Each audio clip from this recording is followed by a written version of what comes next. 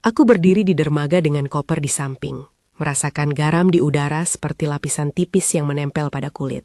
Matahari menyengat pelan. Bau sunscreen dari tas anak-anakku bercampur dengan aroma kapal, minyak mesin, kayu yang hangus oleh ombak, dan bau kopi dari kafe kecil di ujung dermaga.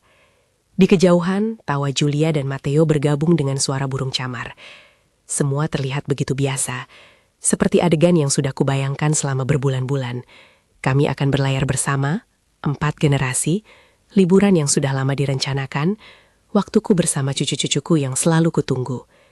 Namun sebelum langkah pertama kuayunkan menuju tangga kapal, layar ponselku menyala. Pesan itu singkat, 3 kata yang menempel seperti batu dalam dada. Kamu tidak ikut. Aku membacanya lagi, berharap itu salah ketik, atau pesan ketiga yang berisi konteks, sebuah lelucon atau pemberitahuan bahwa kursi di kapal tidak cukup. Aku menatap nama pengirim, Rafael. Tangan yang dulu kutengadah memberi makan saat ia baru lahir. Mata yang dulu sering kulihat menatapku dengan manja, kini mengirimkan baris yang meminggirkan aku dari rencana yang kami susun bersama. Di sekitarku, kegembiraan terus berjalan. Koper terdorong, tawa terus menggelegar. Tapi nadaku berubah dingin, seperti angin laut yang menembus jaket tipis. Aku merasakan jantungku berdetak keras. Nada di kepalaku berputar-putar. Mengapa? Ada kesalahan. Ada alasan. Aku memandang ke layar, mencari kata lain. Ada tanda titik-titik. Apakah ada pesan lanjutan? Tidak ada. Hanya 3 kata itu. Tepat dan final. Kamu tidak ikut. Aku masih ingat hari-hari ketika Rafael kecil memanjat pangkuanku dan berbisik bahwa aku adalah pusat dunianya. Tahun-tahun berlalu, peran itu berubah menjadi rutinitas. Pesta ulang tahun, pembayaran perbaikan atap, perayaan kecil ketika cucu lahir. Aku tidak pernah menganggap diriku beban. Aku merasa bagian dari. Tapi dalam sekejap, pesan itu menempatkan aku di pinggiran. Bukan hanya sebuah penolakan untuk 1 kali perjalanan, itu terasa seperti pengakuan. Di matanya, aku bukan lagi bagian inti, hanya opsi. Kamu tidak ikut, terasa seperti verdik. Aku duduk di bangku dermaga, menunggu kapal, menonton bayangan keluarga yang berjalan menuju tangga.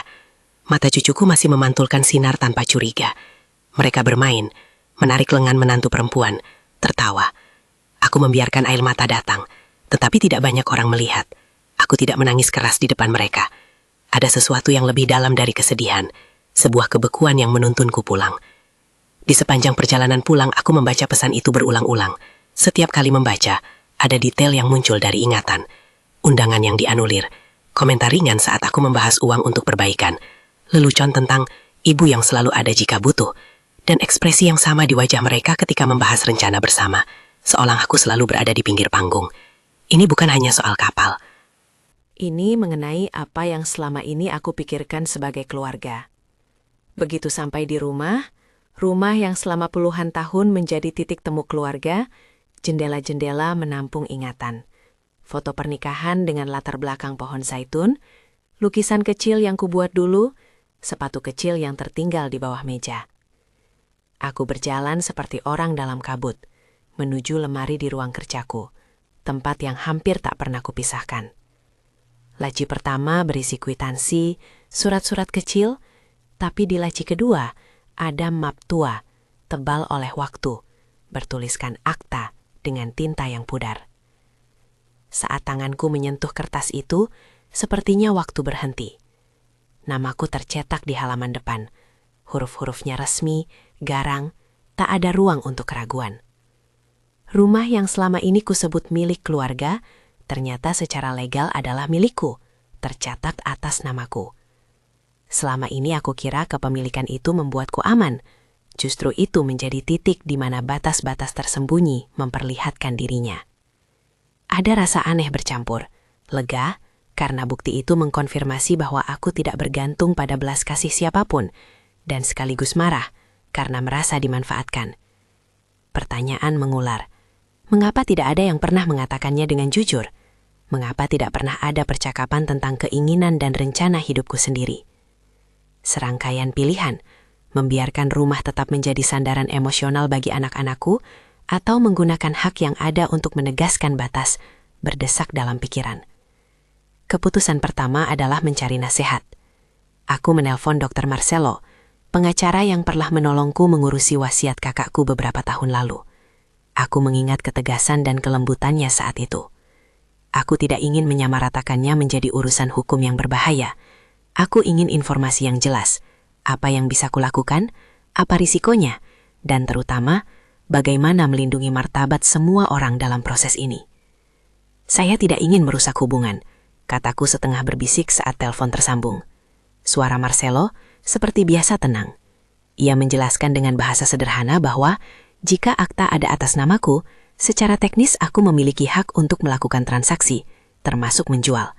Ia menekankan bahwa tindakan itu harus dilakukan secara sah, dengan dokumentasi lengkap, notaris, dan transparansi. Tapi ingat Elena, katanya, hukum memberi ruang, tapi keluarga bukan hanya soal dokumen, pertimbangkan konsekuensi emosionalnya. Kata-katanya menempel. Aku sudah mempertimbangkan konsekuensi. Pertanyaan yang lebih besar adalah, apakah tetap diam adalah pilihan yang rasional bila diam itu berarti melanjutkan pola yang menyakitkan? Aku menutup telepon dan menatap sup besar di meja makan. Piring-piringnya seolah menyimpan cerita-cerita kebiasaan yang membuatku seperti latar belakang dalam hidup mereka. Malam itu aku tidak dapat tidur. Di ruang kosong di mana dulu tawa keluarga memenuhi dinding, aku menyalakan lampu rendah dan memegang selembar kertas kosong. Kata-kata datang perlahan. Bagaimana menjelaskan bahwa ini bukan tentang hukuman, melainkan tentang batas. Aku menulis rancangan surat, huruf demi huruf. Singkat, tegas, tanpa hinaan.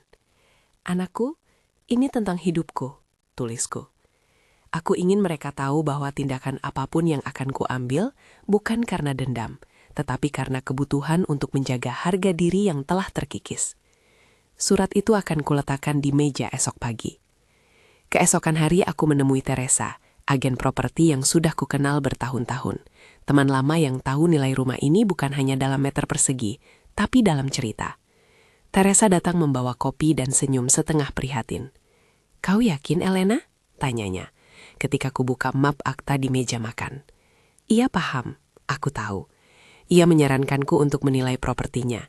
Ia bicara tentang pasar, calon pembeli, dan tindakan yang harus transparan. Teresa menekankan pentingnya memilih pembeli yang menghargai rumah itu, sebuah keluarga yang akan merawatnya, bukan hanya memanfaatkannya. Prosesnya menjadi nyata. Ada panggilan telepon, kunjungan singkat oleh dua orang yang memperkenalkan diri sebagai Camila dan Roberto, pasangan yang baru saja kembali dari luar negeri dan mencari rumah yang memiliki jiwa. Mereka datang, benar-benar melihat rumah seperti melihat masa lalu, menatap jendela berbingkai kayu, memeriksa dapur yang sering dipakai membuat kue saat Natal, menyentuh pegangan tangga yang licin oleh ratusan langkah. Aku melihat mereka menatap dinding dengan foto-foto kami, dan aku merasakan sesuatu yang aneh, sebuah kombinasi antara kehilangan dan pembebasan. Mereka menghormati ruang itu. Mereka bukan bayangan anak-anakku yang memandang rumah ini sebagai jaminan. Saat kembali ke meja makan, aku menulis surat yang kutata semalam. Surat itu simpel. Rafael, Patricia, Julia, Matteo. Aku menulis ini karena aku mencintai kalian. Namun aku juga mencintai diriku sendiri. Ada batas yang harus kutegakkan. Aku memilih untuk menjual rumah ini. Ini bukan hukuman, tetapi batas. Aku harap kalian mengerti. Aku rebahkan pena. Kata-kata itu terasa seperti batu yang kukeluarkan dari tas bertahun-tahun dan akhirnya mengangkatnya. Ada suara di belakang. Rafael datang tiba-tiba. Matanya merah seperti orang kurang tidur. "Kenapa ini, Bu?" tanyanya. Suara berat. Kami berdiri berhadapan di ruang tamu yang pernah menjadi pangkal keamanan baginya. Percakapan itu singkat. Dia menuduh, aku menjelaskan. Tapi inti adalah, dia merasa dikhianati. Ia berbicara tentang kenangannya, tentang anak-anaknya, tentang rencana yang hancur. Aku mendengar kepedihan di suaranya, dan aku tidak menolaknya. Aku juga terluka, kataku. Tapi rasa sakit ini menumpuk begitu lama. Dialog kami tidak menjadi duel. Itu adalah percakapan dua orang dewasa yang menabrak kata-kata yang tak pernah terlontar. Aku tetap tenang, menjelaskan langkah-langkah yang telah kubicarakan dengan pengacara, bahwa proses ini akan legal, adil, dan akan memastikan bahwa rumah berpindah ke tangan yang menghargainya. Ia menangis, lalu pergi. Aku biarkan pintu menutup dengan lembut. Tanganku gemetar saat mengambil akta lagi, menyentuh huruf-huruf yang memintaku bertindak. Malam setelah itu, aku melakukan sesuatu yang mungkin bagi orang lain terlihat aneh. Aku menyalakan lagu yang dulu selalu kami putarkan saat merayakan ulang tahun, mematikan lampu besar, dan menari sendiri di ruang tamu. Tidak ada penonton, hanya lantai kayu yang familiar. Cahayanya lembut, dan bayanganku memanjang di dinding seperti saksi. Aku menari sebagai ritual pelepasan. Bukan tarian penuh penghakiman, melainkan tarian untuk meratapi yang hilang dan merayakan yang mungkin baru. Saat berputar, aku merasakan sesuatu lepas. Kerapuhanku, kebiasaan berdiam diri, harap yang tak diucapkan. Ada getaran kelegaan yang pelan tetapi nyata. Keesokan harinya, aku bertemu dengan Teresa lagi untuk menandatangani berkas awal. Ia mengangkat alisnya, lalu memberi pelukan singkat. Kami akan menjaga semua proses profesional, katanya.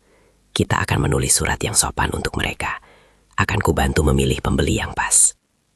Tindakan kecil ini, mempercayakan rumah kepada agen yang bisa kuhormati, membuat langkahku terasa lebih nyata. Di antara dokumen, Teresa meletakkan 1 lembar keterangan penjualan sementara, perkiraan nilai, daftar perbaikan kecil yang perlu dilakukan. Semua itu tampak biasa, administratif. Namun bagiku setiap tanda tangan membawa bobot emosional. Di siang hari lainnya, aku duduk menulis catatan kecil untuk Julia, untuk Matteo. Aku ingin agar hubungan dengan cucu tidak patah oleh keputusan ini. Aku menulis undangan untuk makan malam, janji untuk menonton film mereka favorit. Janjiku untuk tetap hadir di momen-momen kecil yang tak tergantikan. Tindakan ini sekaligus penetapan batas. Aku menjual rumah, tapi aku tidak akan menghilang dari hidup mereka. Batas bukan pengasingan mutlak. Batas berarti memilih kehadiran yang sehat. Dalam beberapa minggu, proses hukum bergerak dengan kecepatan yang mengejutkan. Panggilan, tanda tangan, pemeriksaan berkas, tawaran dari Camilla dan Roberto yang masuk sebagai penawar serius. Kadang terasa absurd bagaimana sebuah rumah bisa berubah status dalam lembar-lembar resmi. Tanda tangan di atas materai, cap notaris, nomor rekening yang kini mulai terlihat di layar bank. Uang di rekening bukanlah hadiah yang kusuka. Ia hanyalah bukti bahwa suatu kepemilikan bergeser. Namun ada juga kenyataan bahwa ketika kertas-kertas itu terisi nama lain, ada finalitas yang tak terelakkan. Lalu muncul kekhawatiran yang tak kusangka. Bagaimana Rafael akan memproses semua ini? Bagaimana Patricia akan menjelaskan kepada Julia dan Matteo? Aku tidak ingin anak-anakku merasa hina. Aku tidak ingin mereka mencari kambing hitam. Di setiap pertemuan, aku mencoba menegaskan, ini bukan tentang mengambil dari mereka. Ini tentang mengambil kembali diri. Namun kenyataan kadang tak mengindahkan penjelasan yang rapi. Emosi lebih buntu, lebih liar. Ada malam-malam di mana teleponku terisi suara-suara yang marah, di mana aku harus menjawab dengan hati-hati. Di sela-sela itu, aku menata hidupku dengan perlahan. Ada kebersihan yang harus dilakukan sebelum inspeksi properti. Mengecat tembok, menyingkirkan barang-barang yang terlalu pribadi, menyusun album foto yang akan kuserahkan bersamaan dengan kunci. Setiap objek yang kutata, setiap foto yang kutelepkan di kotak, terasa seperti menyeleksi bagian hidup yang bisa kulihat lagi atau lepaskan. Ada foto pernikahan kami, foto anak-anak kecil yang memegang sapu di halaman, satu persatu masuk ke dalam kardus. Aku tidak mengambilnya dari ingatan, aku sekadar merapikannya. Ini tindakan perawatan diri, memberi ruang pada masa depan dengan merelakan beberapa benda di masa lampau. Suatu sore, Teresa mengundang Camilla dan Roberto ke rumah untuk bincang ringan. Mereka tiba dengan bunga sebagai tanda hormat. Kami duduk di teras di bawah sinar sore yang temaram. Camilla tersenyum sopan, berbicara tentang proyek renovasi kecil yang akan membuat rumah nyaman untuk keluarga mereka. Roberto bercerita tentang bagaimana dia jatuh cinta pada kamar yang memandang taman kecil di belakang rumah. Mereka bertanya tentang kami, tentang ritual Natal, tentang pohon zaitun di pekarangan yang menghasilkan buah kecil manis. Saat mereka berbicara dengan rasa hormat, aku merasakan sedikit kelegaan. Mereka bukan penyusup, mereka seperti pelukis yang melihat kanvas tua dengan gentar, namun penuh harap. Di malam yang lain, aku menyodorkan suratku ke meja, menunggukan hati untuk bagaimana anak-anakku membaca itu. Surat itu tetap ringkas, sopan, tanpa amarah. Aku menuliskan penjelasan tentang perlunya batas, tentang keinginan merangkai bagian hidup yang selama ini tertunda. Aku juga menulis tentang harapku, bahwa kami bisa menemukan cara untuk berhubungan tanpa saling memanfaatkan. Aku menyelipkan janji, waktu untuk cucu, jam bermain, undangan makan bersama setelah proses selesai. Aku berharap kata-kata sederhana ini bisa meredam benturan. Namun aku tahu, kata-kata tak selalu cukup. Beberapa orang memandang tindakanku sebagai suatu revolusi kecil. Aku sendiri tidak mau menyebutnya revolusi, lebih tepat sebagai pemulihan hak atas hidupku. Ada rasa malu yang kutahan. Kebiasaan mengorbankan kebutuhan sendiri demi ketenangan rumah tangga begitu panjang, sehingga mengambil kembali ruang pribadi terasa seperti tindakan berani, dan berani terasa agak menakutkan. Ketakutan itu bukan soal kehilangan harta, lebih pada kehilangan citra diri yang selama ini terbentuk sebagai ibu yang selalu ada. Suatu pagi ketika proses hampir rampung, aku duduk di dapur dengan secangkir teh. Pikiranku melayang pada pesan di dermaga. Sekali lagi terasa seperti alasan mengapa aku melakukan ini. Bukan sebagai perlawanan tanpa tujuan, melainkan sebagai jawaban atas pengabaian yang lama ditutupi. Aku menghela napas panjang. Ada rasa bersalah yang tak mudah hilang, namun juga ada rasa ringan yang tak bisa kesembunyikan. Teleponku berdering. Nama yang tidak asing muncul, Rafael. Jantungku menegang. Bu, suaranya agak ragu. Bisakah kita bicara? Aku mengangguk, meskipun ia tak melihatku. Sekarang, tanyaku. Nanti malam, jawabnya. Aku setuju. Malam itu ia datang lagi, kali ini tanpa nada marah. Wajahnya lelah, matanya memancarkan penyesalan yang baru kusadari. Kami duduk di sofa. Jarak kami masih terasa seperti samudera kecil. Ia memulai dengan meminta maaf karena pesan di dermaga. Aku menulis tanpa berpikir, Bu. Itu salah. Aku menyesal. Kata-kata itu seperti plastik tipis yang menutupi rasa sakit lama. Mereka menutupi, namun tidak menghapus bekasnya. Aku menerima maafnya, namun aku juga memberi batas yang baru. Pertemuan harus dengan kesepakatan, tidak ada keputusan sepihak lagi. Ia mengangguk, dan untuk pertama kalinya dalam waktu lama, ada pembicaraan dewasa yang bisa membawa arah. Percakapan itu panjang dan tidak selalu nyaman. Ia mengakui bahwa selama ini ia sering melihat rumah serta segala yang ada di dalamnya sebagai semacam jaminan praktis, tempat menyimpan barang, tempat anak-anak bisa berlarian sementara ia dan Patricia mengatur urusan mereka sendiri. Ia mengakui kerap kali tidak mendengar invoice emosional yang kusebutkan. Mendengarnya membuat sakit, tapi juga membuka jalan untuk percakapan yang sebelumnya tak pernah terjadi. Malam itu ia pulang. Aku memberinya surat singkatku, bukan sebagai ultimatum, tetapi sebagai penanda bahwa langkahku telah turun tangan. Ia membaca, lalu memelukku lama. Pelukan itu bukan rekonsiliasi akhir, tetapi awal yang rapuh. Ia berjanji untuk mengikuti terapi keluarga, untuk mendengarkan, untuk tidak membuat keputusan yang mengecualikanku lagi tanpa diskusi. Aku membiarkan kata-kata itu menjadi bunga kecil yang ditaburkan di jalan yang mungkin akan kami lalui bersama.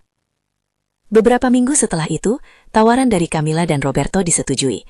Ada proses penandatanganan terakhir di kantor notaris, sesi yang rapi berbau tinta dan kertas berat. Aku menandatangani dokumen, bukan karena aku mau melukai, tetapi karena aku memilih kebebasan. Uang masuk ke rekening, dan pada hari penyerahan kunci, Teresa datang dengan 2 gelas teh hangat. Camilla dan Roberto mengucap terima kasih yang tulus.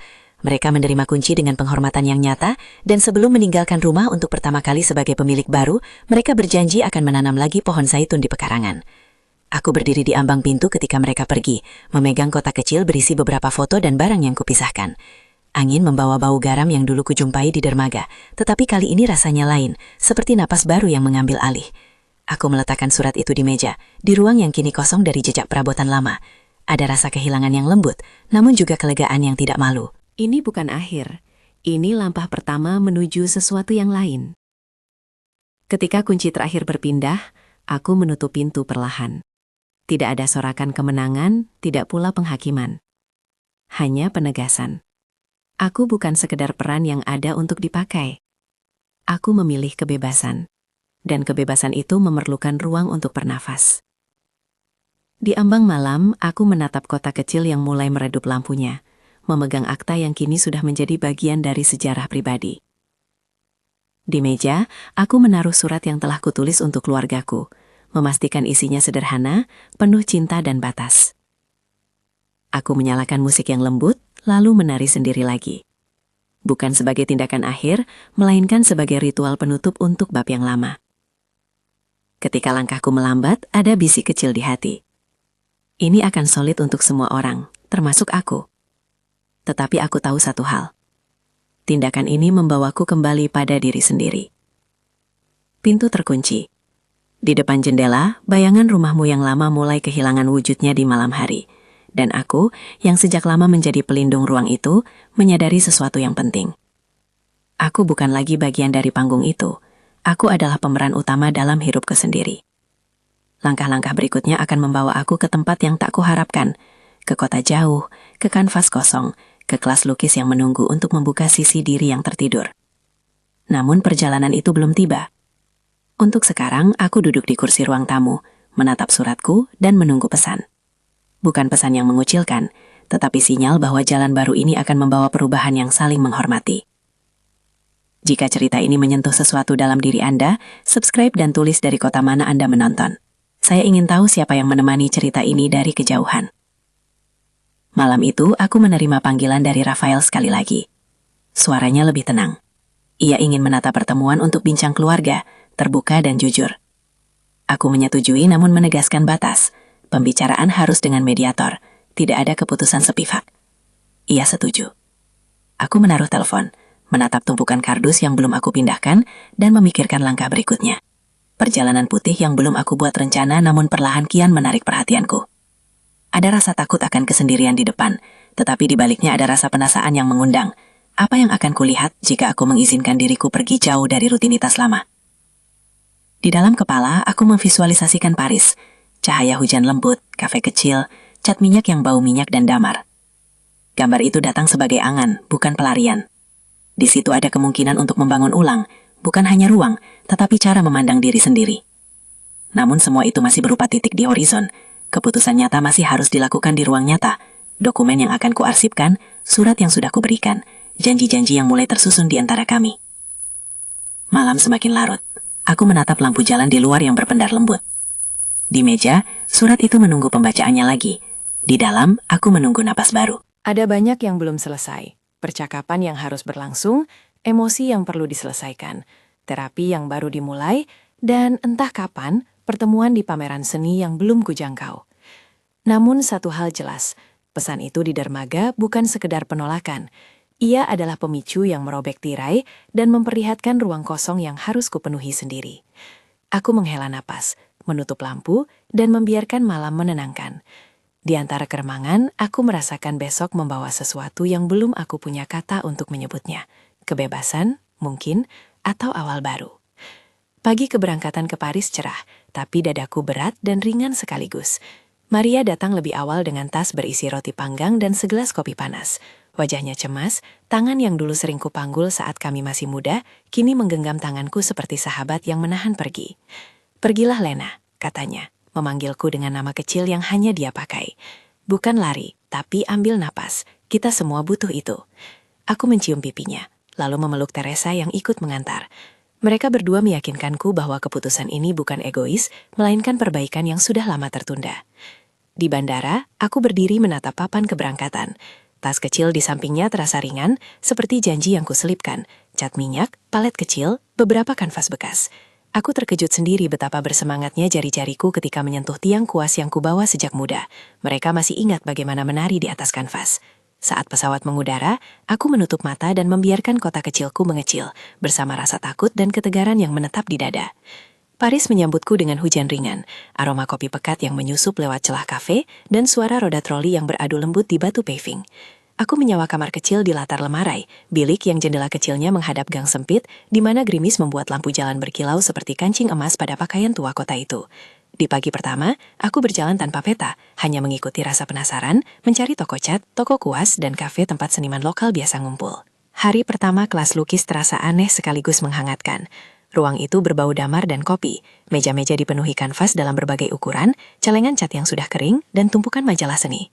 Guru lukisku, Isabel, adalah wanita pertengahan 50-an dengan rambut abu-abu yang diikat longgar. Senyumnya tajam seperti pisau, tapi suaranya lembut, dan bagaimana ia menjelaskan cahaya membuatku menangkap kembali rasa ingin melihat. "Warnamu bukan hanya pigmen," katanya dalam bahasa yang ku ketahui cukup. "Warnamu adalah cerita yang ingin kau ceritakan pada dunia." Ia mendorong kami untuk menggunakan cat sebagai alat untuk membebaskan, bukan hanya meniru. Minggu-minggu pertama dipenuhi kegagalan tangan yang belum terlatih, kanvas yang kusentuh seperti tamu yang tak ingin diundang, warna yang bercampur menjadi lumpur karena kesabaranku belum cukup lama. Namun ada juga momen kecil yang membuat dada berdesir. Sebuah sapuan yang berhasil, campuran warna jingga yang menimbulkan hangat sore, tekstur yang tak kusangka muncul dari jari-jariku. Teman-teman kelas menjadi penolong yang tak terduga. Ada Lucie, pensiunan perancang busana yang mewarnai kanvas dengan garis seperti kain yang menempel.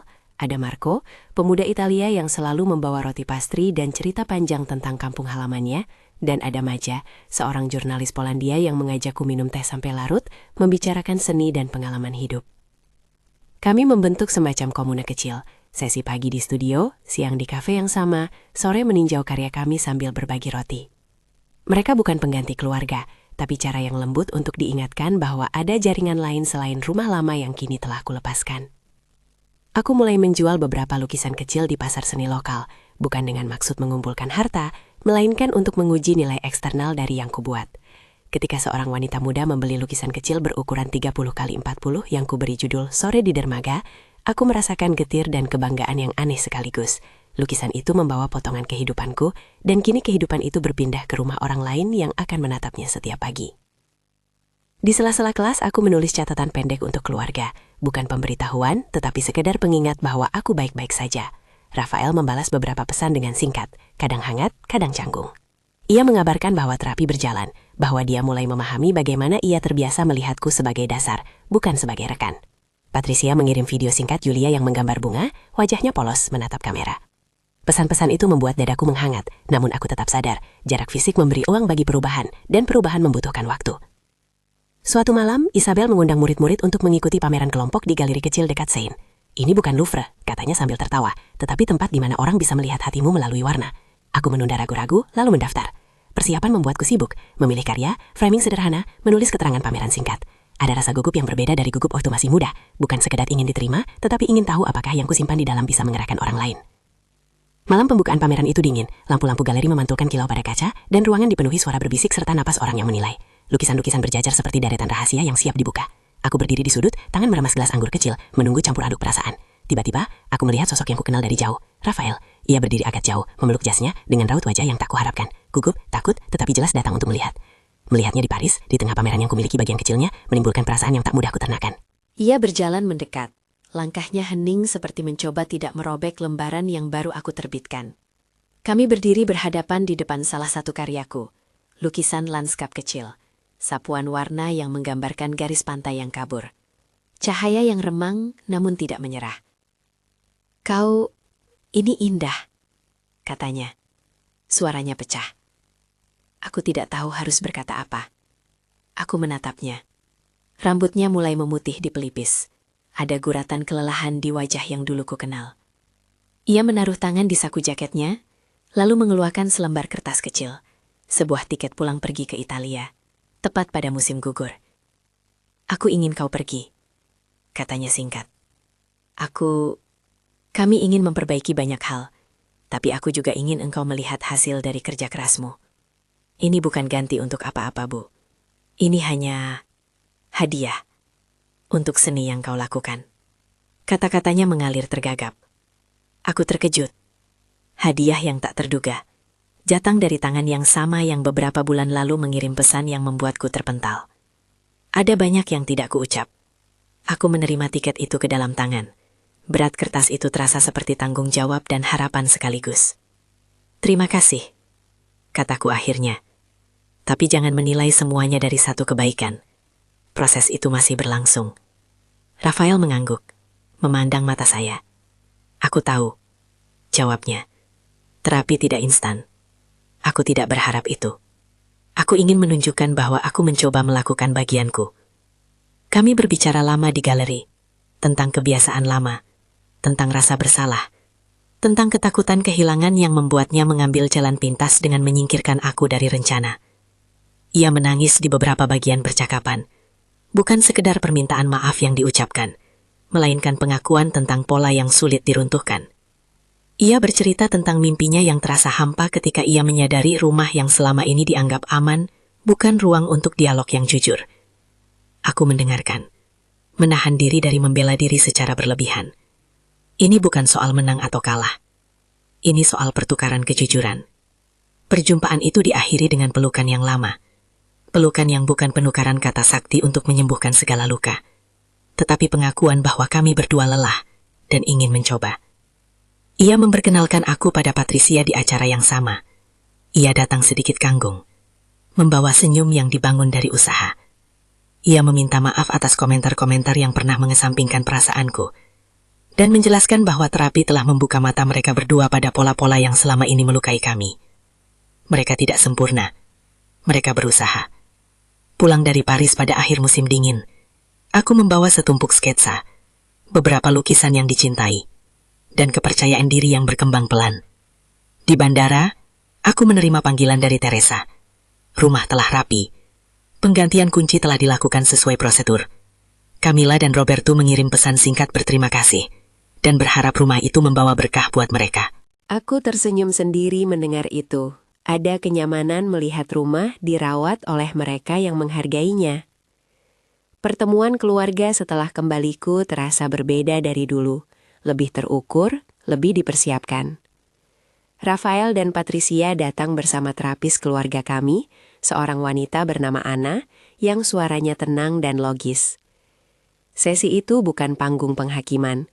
Ia dipenuhi aturan-aturan baru tentang komunikasi, penghargaan terhadap keputusan satu sama lain, dan terutama jadwal yang jelas, kapan dan bagaimana kunjungan akan berlangsung. Aku menegaskan batas yang kubutuhkan. Tidak ada keputusan mendadak yang menyangkutku, diskusi dilakukan terlebih dahulu, dan waktu untuk cucu ditetapkan supaya tidak mengganggu kegiatan seniku. Rafael setuju, kemudian ia menatapku dengan mata lembut. Aku ingin belajar mendengarkan, katanya. Bukan hanya mendengar jawaban baik-baik saja, tapi benar-benar memahami kebutuhanmu. Perubahan tidak instan, namun konsistensinya terasa. Patricia mulai hadir pada sesi keluarga dengan niat yang jelas. Ia mengakui bahwa kebiasaan mencari solusi praktis, memanfaatkan rumah ketika mereka butuh, adalah bentuk ketidakpekaan yang harus diperbaiki. Mereka berdua berjanji untuk menghadiri beberapa sesi konseling lagi, dan juga mulai mengatur keuangan mereka sendiri, sehingga tidak lagi bergantung pada apa yang dulu kami sebut cadangan keluarga. Mereka bukan sempurna, namun tindakan-tindakan kecil itu membuat dinding-dinding yang selama ini menutup komunikasi mulai retak. Ada adegan yang sangat sederhana namun bermakna. Suatu sore, ketika aku sedang menata kanvas baru di studio kecil yang kubuat di bekas ruang cuci piring, Julia dan Matteo datang berkunjung. Mereka berlari-lari, membawa sekotak krayon. Aku mengeluarkan beberapa kertas besar, lalu menggulung lengan bajuku. Kami mengecat bersama. Terkadang aku membiarkan mereka mengotori telapak tangan dengan warna, lalu tertawa ketika warna itu menempel di pipi mereka. Aku mengajari Julia cara mencampur warna dasar. Ia memegang kuas dengan serius, meniru gerakanku.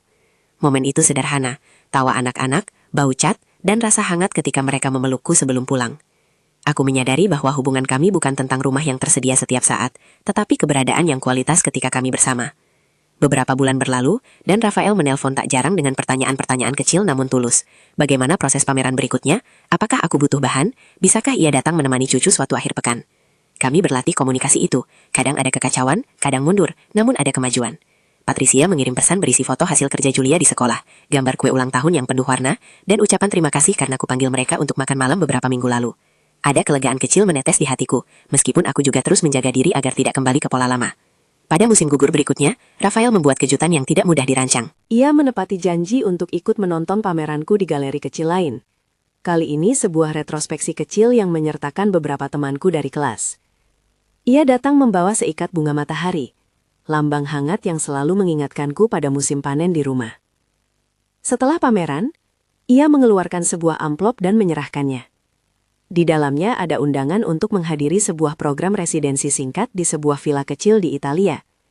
Sebuah peluang bagi pelukis agar dapat fokus pada karya di bawah matahari dan kebun zaitun. Aku ingin kau pergi, katanya lagi. Kali ini dengan lebih mantap.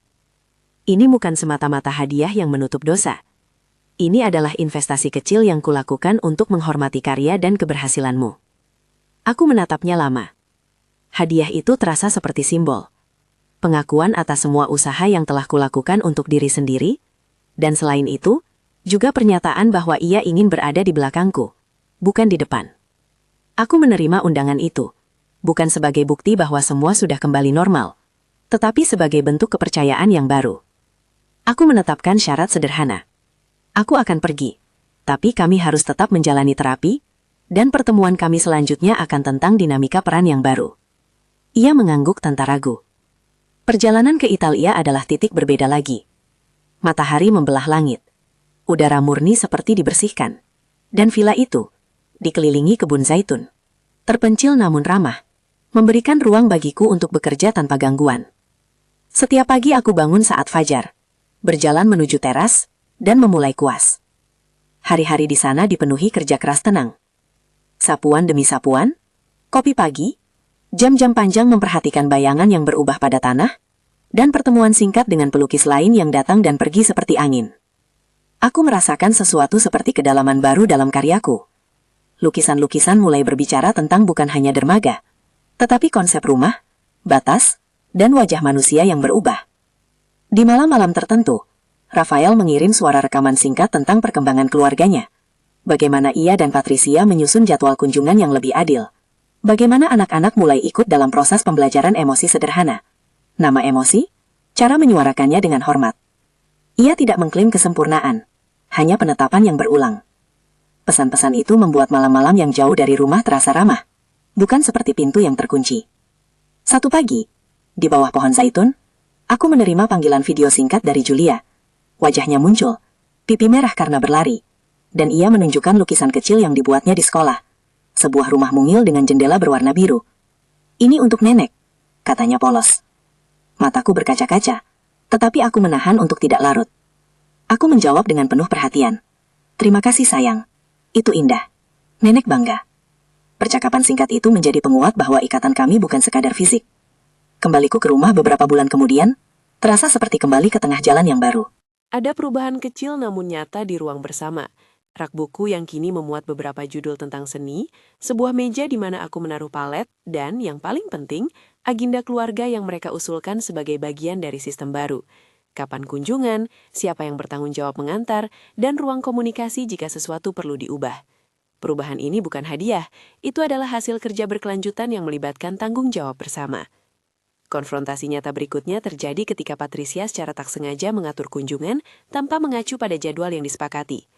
Aku pulang dari studio menemukan rumah dalam keadaan sedikit berantakan dan teleponku penuh dengan pesan singkat yang menanyakan apakah aku baik-baik saja atau mau mereka datang sekarang. Aku menjawab singkat bahwa hari itu tidak cocok, mengingat acara komunitas yang sudah kubuat.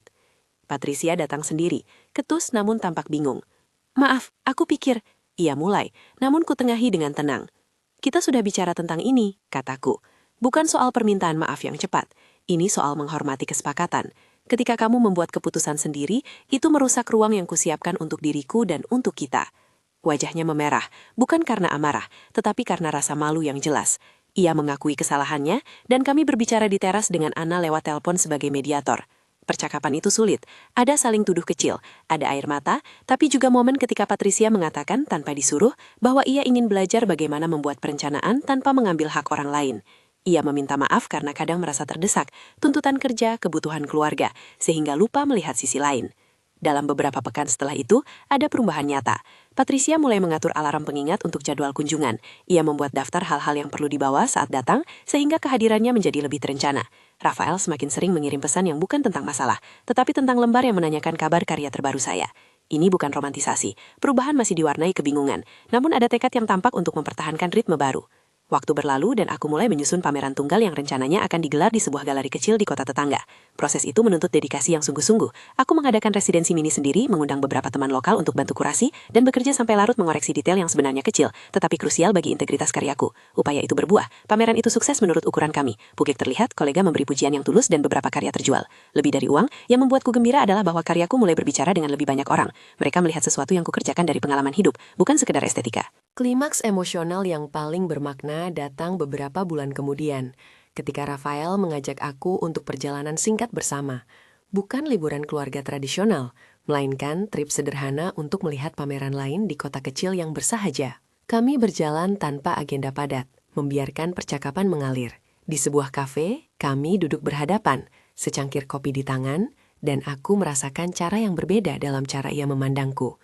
Bukan sebagai garda terakhir yang mengatur segala hal, tetapi sebagai rekan yang pengalaman dan kreativitasnya memiliki nilai. Ia berbicara tentang rasa bersalah yang masih ia rasakan, bukan untuk meminta maaf, itu sudah terjadi berkali-kali, tetapi untuk mengakui bahwa ia masih bekerja untuk mengubah kebiasaan lama. "Bu," katanya tiba-tiba, "aku ingin berterima kasih, bukan karena kau meninggalkan rumah, melainkan karena kau menunjukkan kami apa yang hilang. Tanpa tindakmu, kami mungkin tak pernah belajar memandang rumah dan hubungan dengan cara yang lebih sehat. Kata-katanya bukan hanya pengakuan. Aku menatapnya lama, bukan untuk menguji, melainkan untuk menerima. Kami bertukar senyum kecil. Adalah senyum yang datang dari pengetahuan bahwa perubahan adalah proses, bukan perlombaan. Akhirnya ada momen ketika Rafael mengantarkan sebuah amplop ke mejaku di rumah. Di dalamnya ada tiket untuk perjalanan ke Italia lain, bukan sebagai pelarian, melainkan undangan untuk kembali. Kali ini dengan keluarganya turut serta. Ia ingin memperkenalkan aku pada perubahan dalam kehidupan mereka. Ingin melihat bagaimana mereka bisa berpartisipasi tanpa menjadikan aku sebagai prioritas pengorbanan. Aku menerima undangan itu dengan syarat yang sama, bahwa perjalanan itu bukan penutup, melainkan babak lain dalam proses yang masih terus berjalan. Perjalanan ke Italia berikutnya berjalan penuh rasa hormat. Mereka datang dengan cara yang berbeda. Dalam perjalanan itu, kami menghabiskan waktu bersama bukan untuk menutupi yang telah berlalu, tetapi untuk membangun ritual baru.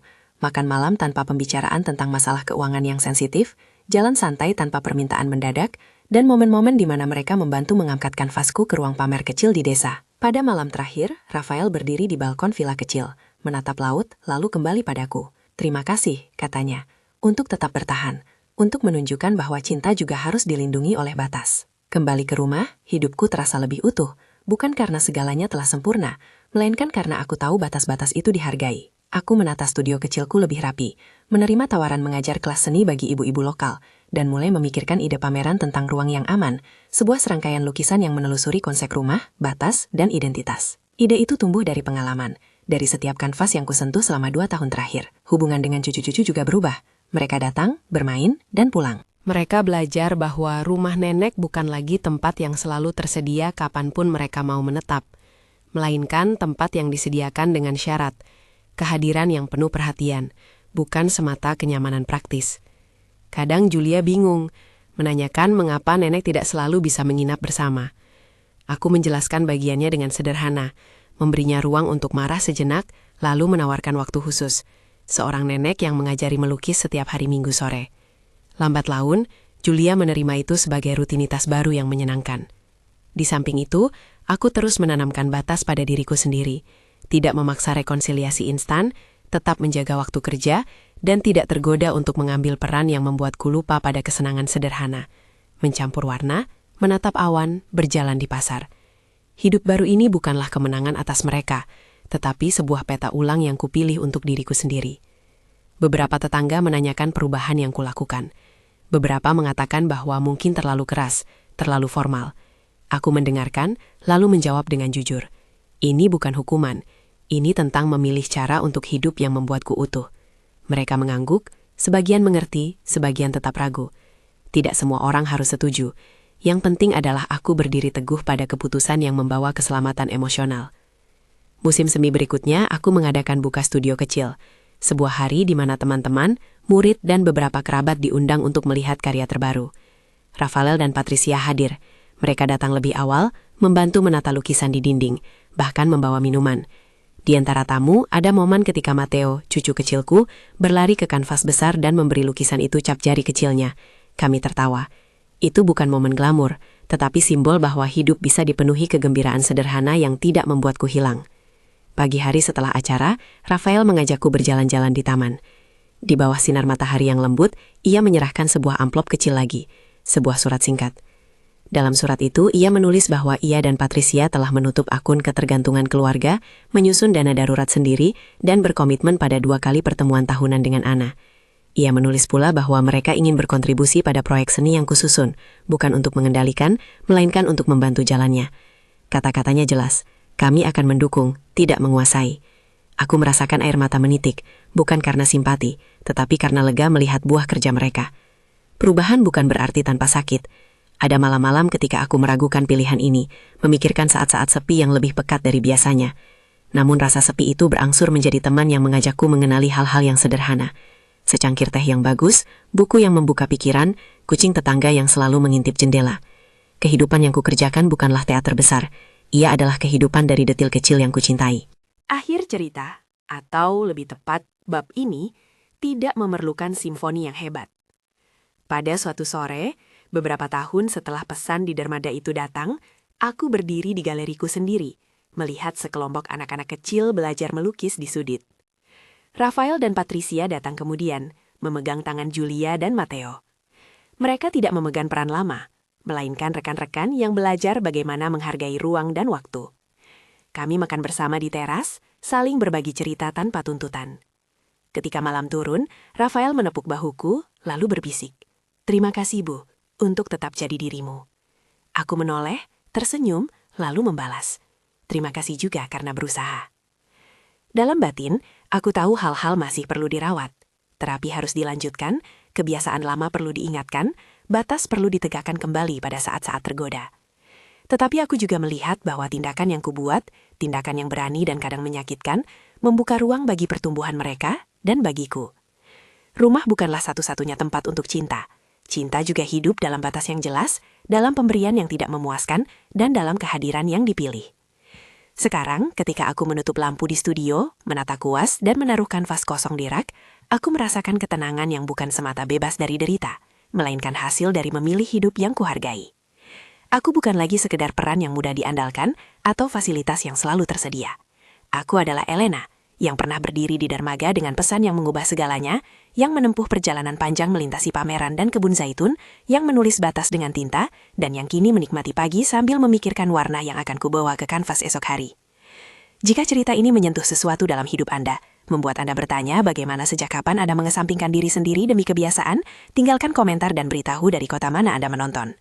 Dan jika Anda ingin terus mendengar kisah-kisah tentang batas, pemulihan dan seni sebagai jalan menemukan diri, subscribe kanal ini dan tonton video berikutnya di mana saya membahas bagaimana memurai proyek seni sederhana untuk menemukan kembali ruang aman dalam hidup Anda.